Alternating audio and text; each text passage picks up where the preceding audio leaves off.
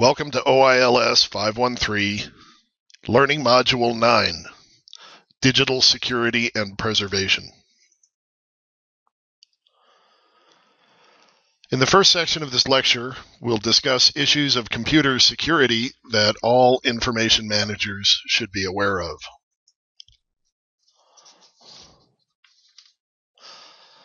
We hear about computer security threats all the time in the news.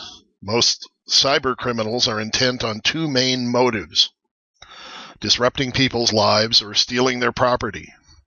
So the vast majority of threats fall into four main categories related to these impulses.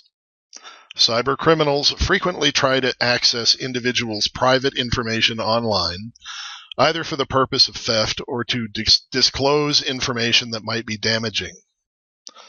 Cyber criminals also frequently try to impersonate people in authority, again, to attempt to con people into giving money or sensitive information, or to influence the behavior of others. We've all seen spam emails promising us money if we help a foreign national transfer funds to the United States. Some cyber criminals are simply digital vandals who try to break into personal computers or organizational servers to corrupt, erase, or illicitly modify information for the purpose of disrupting people's lives and businesses.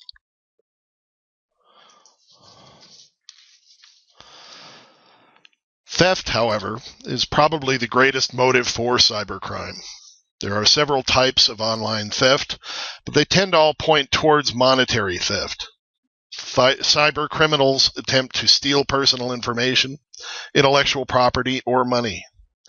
Studies show that cyber criminals often have a perception of anonymity and distance from their victims. It appears that the internet and the world of online computing reinforce this sense of distance, making the idea of stealing from people seem more abstract and less morally reprehensible.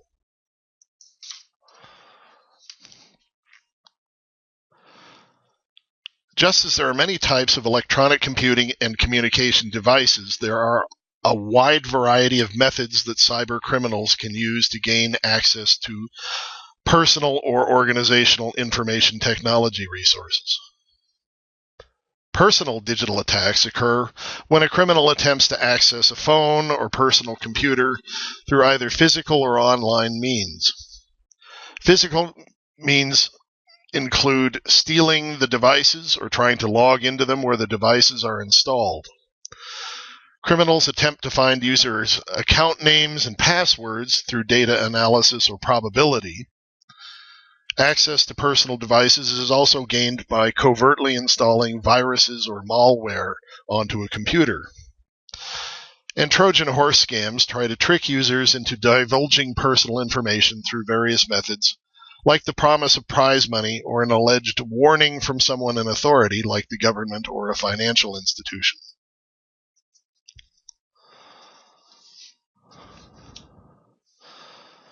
Many cyber criminals focus on gaining digital entry to organizational computing resources by looking for unprotected servers and computer systems, or by impersonating authorized system users.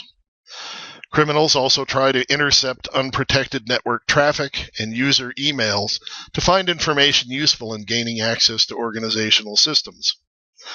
The threat activity is so bad these days that every organization, large or small, needs to implement cybersecurity measures to keep even modest computing systems safe.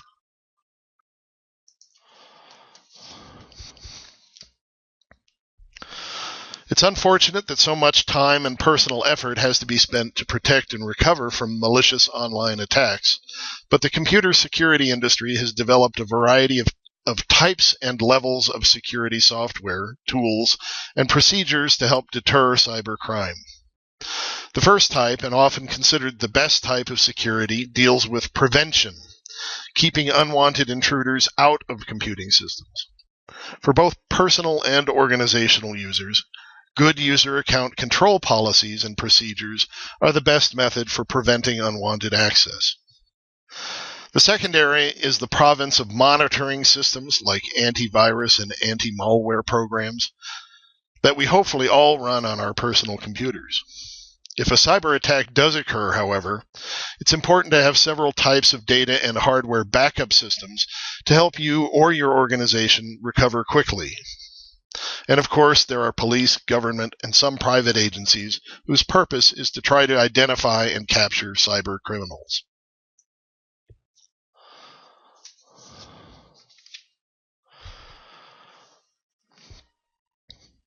It's useful to talk about security in terms of levels. The lowest levels of security practice can be implemented at the hardware and network levels. Next, strong user account management practices are the best forms of security protection.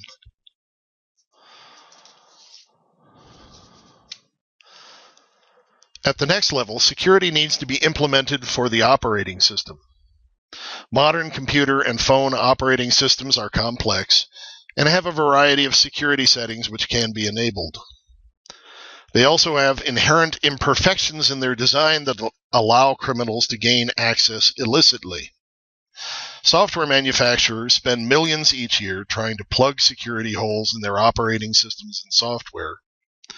And it's important to keep up with software updates on your devices. Firmware updates fix problems at the machine language level, while higher-level software updates fix access holes in operating system and application software. Because cybercriminals are always finding ways into devices and software, there are additional security measures one can implement to keep attackers out. File system encryption is a process where computer files are protected by a mathematical code that can only be unlocked by a user who possesses a digital key. Digital certificates and signatures allow safe transactions between two devices or applications over a network.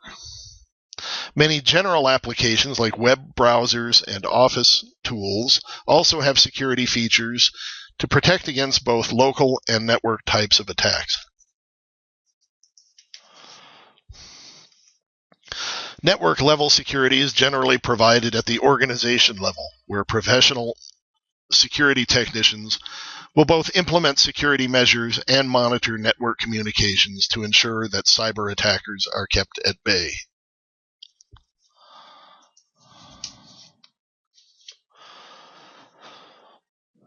Let's talk now about security measures we can implement for ourselves and the organizations we work for. As mentioned, good basic user account management practices at the personal level can provide a significant amount of protection against online attack. Make sure you use strong usernames and passwords.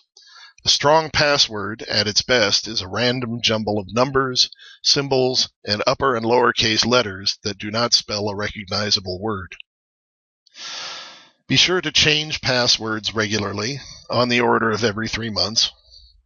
Also, when you are connecting to a wireless network when you're away from home or work, be sure the network requires a password, or a key, or some form of authentication.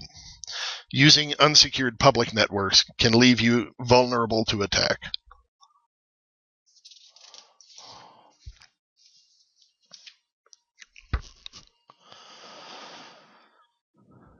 As we discussed previously, on your personal devices, see if you can enable hardware-level passwords.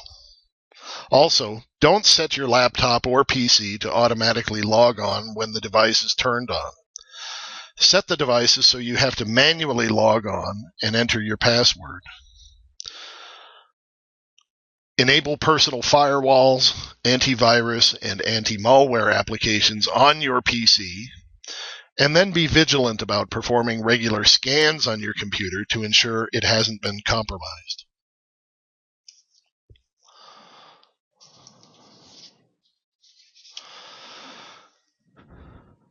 Just like personal computers, organizations need to ensure that their networks, servers, and workstations all have appropriate security protections.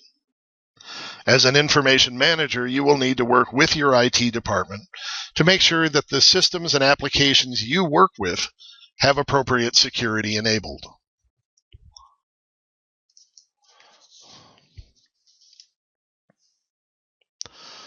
There are also a variety of sources for security information available. An excellent source is the U.S. government CERT website. CERT is the Computer Emergency Readiness Team, and they offer computer security news and security best practices that you can implement to make sure your computers are protected from cyber criminals at home and at work. This is an excellent resource for information managers who aren't necessarily security professionals.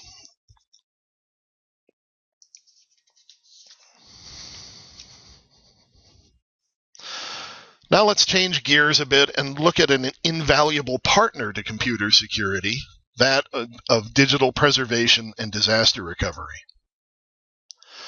Computer security practices are designed to keep our data and information safe from unwanted access or manipulation. However, time and lack of awareness about how valuable information is being retained is an equally destructive enemy to any organization. Digital preservation is the field that works to save an organization's computer files so the information contained within them will be accessible for as long as it has value into the future. There have been specialists in data archiving since the 1950s. However, it's really only today that we are seeing a serious effort to maintain digital information into the future. So this field is really still in its infancy.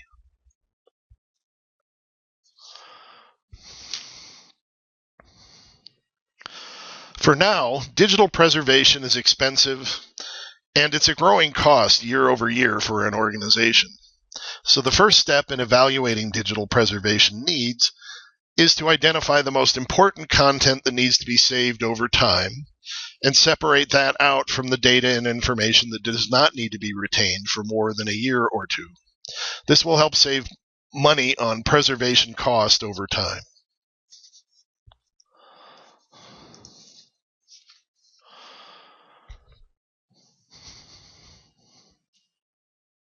Every information-producing organization should have a digital preservation plan on file.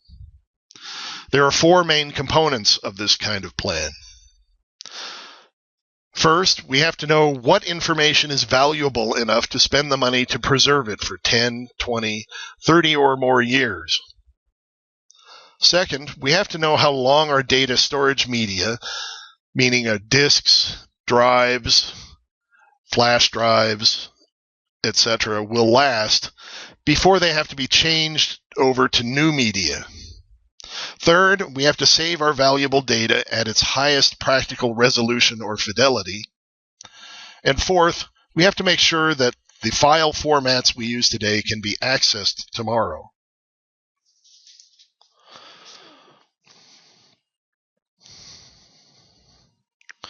The first step in developing a preservation plan is to select the types of information an organization produces and determine which types need to be saved for the long term.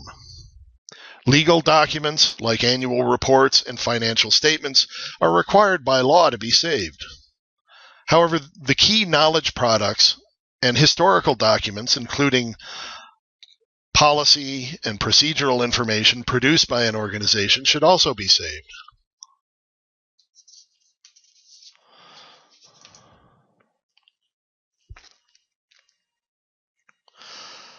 Contemporary storage media technology is very fragile and volatile, and all forms of data storage, whether on disk or hard drive, have limited lifespans. Digital preservation requires that we understand that storage media will disintegrate over time and over a short period of time, and so data must be regularly copied onto new media.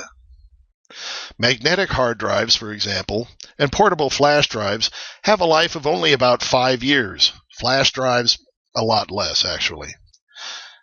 It's possible to maintain data for 10 to 20 years on CD or DVD disc or other types of optical media, but this requires careful attention to the care and storage of the media. CDs and DVDs cannot be exposed to intense light, heat, or cold for any length of time. Now, solid-state hard drives, which are newer on the market, they promise longer storage lifespans, But because they're so new, no one really knows how long they will actually last. Eventually, the computer industry will develop a permanent data storage device, but this is years into our future. Any digital preservation plan today must take into account that storage media needs to be changed once every 5 to 10 years for the present.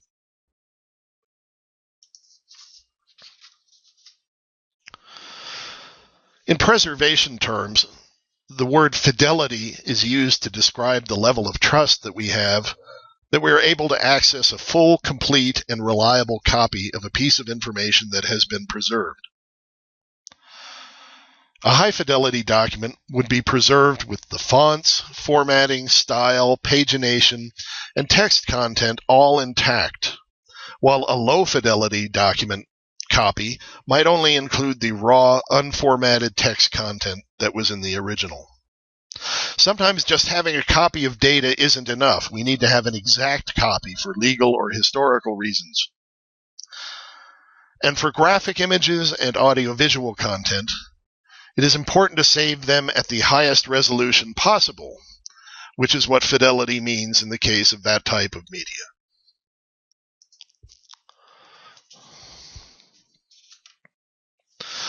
As we all know, software versions change almost every year, and the file formats they support may change every 2 to 3 or even 5 years.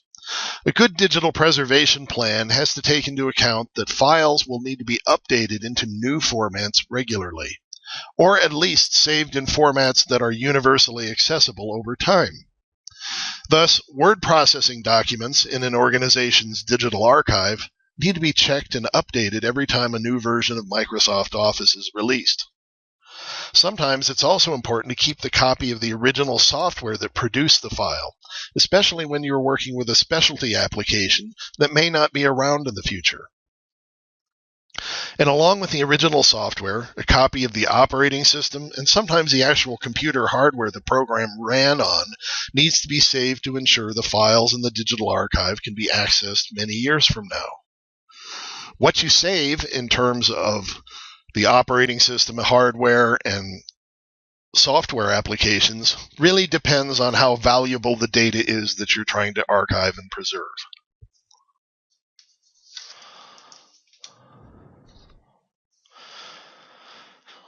Now that we've discussed digital preservation planning, let's talk about preservation tools. In particular, let's examine tools and methods for preserving the most ephemeral and short-lived content yet created in human history. Web content. Contemporary web servers are complex applications that host literally billions of pages of content. The website internetlivestats.com estimates there are over 1.1 billion websites that are live right now. The preservation problem with websites is that we don't often have the resources to preserve a website's hardware, server software, as well as web pages. Sometimes an organization doesn't have the funds to keep old servers and sites, and sometimes legal licensing of content or software prevents long-term access to a website. However, there are a number of ways to preserve web content without saving batteries of old server machines and software. Current ideas in web preservation are linked closely to web searching and indexing. Web crawling technology was originally developed in 1994 to aid in creating searchable indexes of web content. We can use the same technology to capture entire web pages in time and save their content to a preservation and archiving server.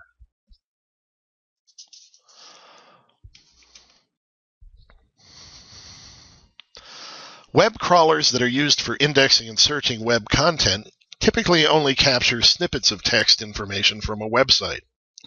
This is a screenshot of NeoProsoft's Visual Web Spider, a desktop application that can be used to analyze and index websites for searching.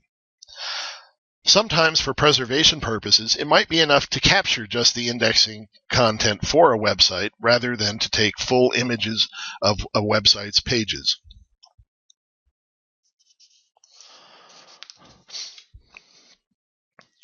Related to web indexing, a true data preservation technique is called data extraction. In this case, the extraction application actually pulls a copy of the website's data off its pages, parses it into fields and regions of text, and then saves it in a structured database. This screenshot is the NeoProsoft Web Content Extractor, which is an excellent data preservation tool for database-driven websites.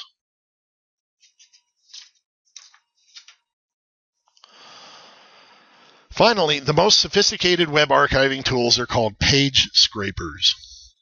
Page scrapers capture both the text content and the visual context of a web page and save the entire page in a digital archive where it can be recalled long after the original website has gone offline. This is a screenshot of the NeoProsoft My Offline browser, which is a page scraping tool that can run on your laptop.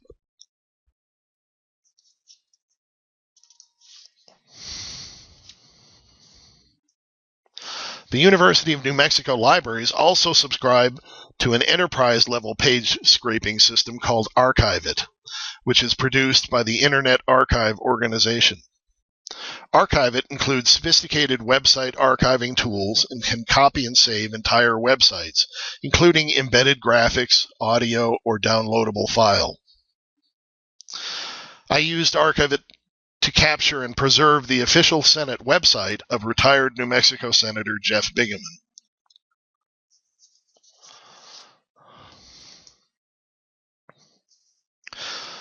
This slide shows the NeoProsoft commercial desktop tools that we just looked at, as well as 2 open source web archiving tools. Any of these could be implemented by an IT department to help digitally preserve an organization's website.